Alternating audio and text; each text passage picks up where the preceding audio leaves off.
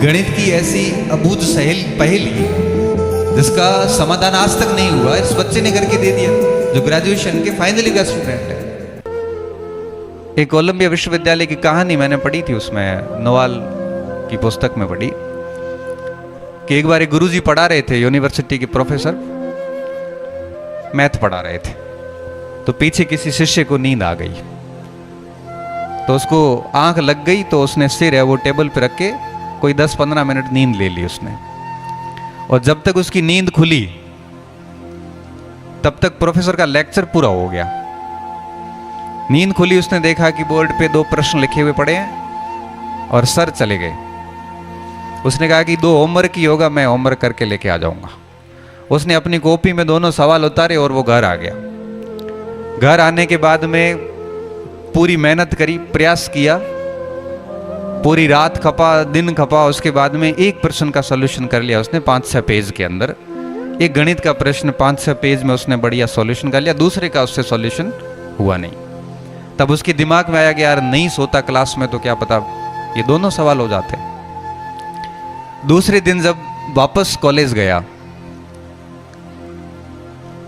तो वापस गुरुजी ने क्लास शुरू की। उस बच्चे ने वापस पूछा कि सर कल जो आपने होमवर्क असाइनमेंट दिया था उसकी जिज्ञासा ये थी कि एक प्रश्न हुआ नहीं, वो करके दे देंगे तो बढ़िया हो जाएगा, मेरे को दोनों ही आ जाएंगे। कि सर कल आपने जो होमवर्क दिया था वो आपने अभी तक चेक नहीं किया, सर एक बार वो चेक कर लेते तो क्या उसमें मुझे थोड़ी सी दिक्कत है। तो प्रोफेसर एकदम से सरप्राइज हो गए। उन्होंने कहा मैंने तो कल कोई असाइनमेंट दिया ही नहीं, आपको होमवर्क ही नहीं दिया। तो क्या सर वो 2 प्रश्न लिखे थे आपने क्लास में लास्ट में। तो सर को पता चल गया कि इसका मतलब ये सो गया था पीछे, इसको पता ही नहीं कि इस 2 सेंटेंस से पहले मैंने क्या बोला था। तो सर वो 2 सेंटेंस, तब प्रोफेसर ने बोला कि ये वो 2 जो प्रश्न थे ये गणित के ऐसे प्रश्न जिसकी गुत्थी आज तक किसी से सुलझी नहीं है। तो वो 2 उदाहरण हैं जो हम गणित में पढ़ाते हैं कि इनके समाधान आज तक किसी भी दुनिया के गणितज्ञ को नहीं मिले हैं। तो उसने कहा सर एक तो मैंने कर दिया रात को, एक तो समाधान सर हो गया ये रहा। प्रोफेसर एकदम से सरप्राइज हो गए कि गणित की ऐसी अबूझ पहेली जिसका समाधान आज तक नहीं हुआ, इस बच्चे ने करके दे दिया जो ग्रेजुएशन के फाइनल ईयर का स्टूडेंट है। मुझे वैज्ञानिक का नाम नहीं आ रहा गणितज्ञ का, अभी मैं नाम भी बता दिया, वास्तविक कहानी है। और उस पेपर को पब्लिश किया गया, दुनिया भर में उस बच्चे को एक अलग पहचान मिली।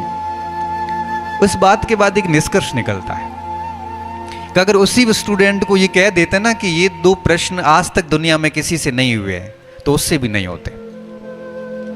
क्यों नहीं होते? क्योंकि वो दिमाग में बैठा देता कि दुनिया में किसी से नहीं हुए तो फिर मेरे से कैसे होगी, कि तेरे गांव में कोई प्रोफेसर नहीं बना तो तू कैसे बनेगा।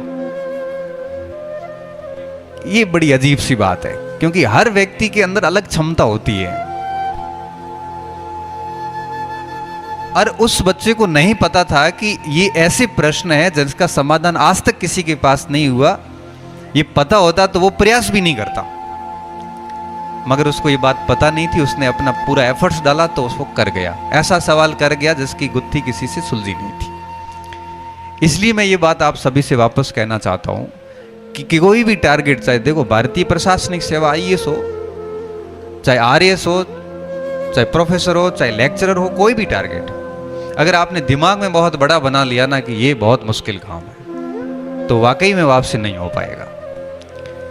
इसलिए आप तो टारगेट के बारे में इतना नहीं सोचना है, हमें तो सिर्फ इतना सोचना है कि उसके पाठ्यक्रम को हम कितना बढ़िया पढ़ रहे हैं, और जो बढ़िया पढ़ेगा वो निश्चित तौर पे उसके अंदर आ जाएगा। तो ये सारी बातें पढ़ाई में आप अप्लाई करिए, और जितने सामाजिक रिलेशन वगैरह कम करोगे उतना बढ़िया रहेगा। और एक जो सबसे ज़रूरी बात जो मैं हर मंच पे बोलता हूँ, पढ़ाई होती रहेगी, नौकरियाँ लगती रहेगी, सब चीज़ें होती रहेगी, नहीं भी लगती है तो भी कोई भूख नहीं मरता, क्योंकि नौकरी 2% लगते हैं, 98% लोग उनसे अच्छी ज़िंदगी जीते हैं, मैंने ये भी देखा है। मगर सबसे ज़रूरी जो बात है वो है कि आपका अच्छा व्यक्ति होना बहुत ज़रूरी है। आप अपने गुरुजनों का सम्मान करना सीखिए, आप सच बोलना सीखिए, आप मुंह पे स्ट्रेट फॉरवर्ड कहना सीखिए, आप सबके होने की कोशिश मत करिए। आप अगर सबको खुश रखना और सबका होने का प्रयास करोगे, जो व्यक्ति सबको खुश रखने का प्रयास करता है वो खुद दुखी होता है। जो व्यक्ति सबका होता है वो फिर किसी का नहीं होता। जो व्यक्ति सबके अनुसार चलता है वो खुद के अनुसार नहीं चल रहा होता है। इसलिए कोशिश करिए कि आप अपना व्यक्तित्व एक अच्छा रखिए। एक अच्छे व्यक्ति बनना बहुत ज्यादा जरूरी है, क्योंकि पूजा किसी पद की नहीं होती। पद व्यक्ति को प्रतिष्ठित नहीं करता है, बल्कि व्यक्ति पद को प्रतिष्ठित करता है। दो शिक्षक देखो, एक अच्छे शिक्षक है, एक शिक्षक ऐसे हैं जो शायद किसी गलत तरीके से सिस्टम में आए हैं।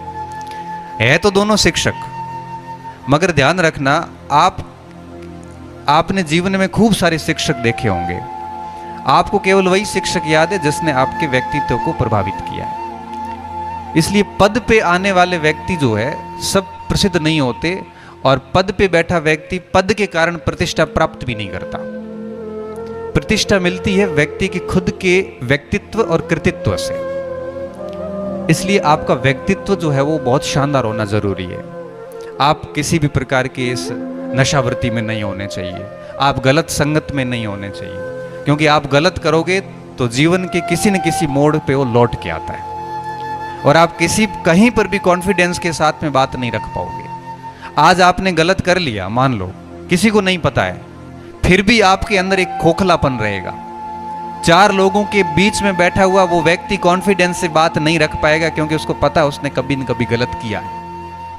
भली दुनिया को नहीं पता हो, लेकिन उसको खुद को अंदर से पता है, और वो व्यक्ति दुनिया को फेस भी नहीं कर पाएगा। इसलिए भोलेपन में भी कोई ऐसी गलती मत करना, कि कोई ऐसे कृत्य मत करना कि जीवन भर आपको लज्जित होना पड़े, जीवन भर आपको खोखला रहना पड़े अंदर से। जो होना चाहिए वो ठोस होना चाहिए, नहीं है तो नहीं है। जो है वो ईमानदारी का और पवित्र होना चाहिए, नहीं है तो नहीं है।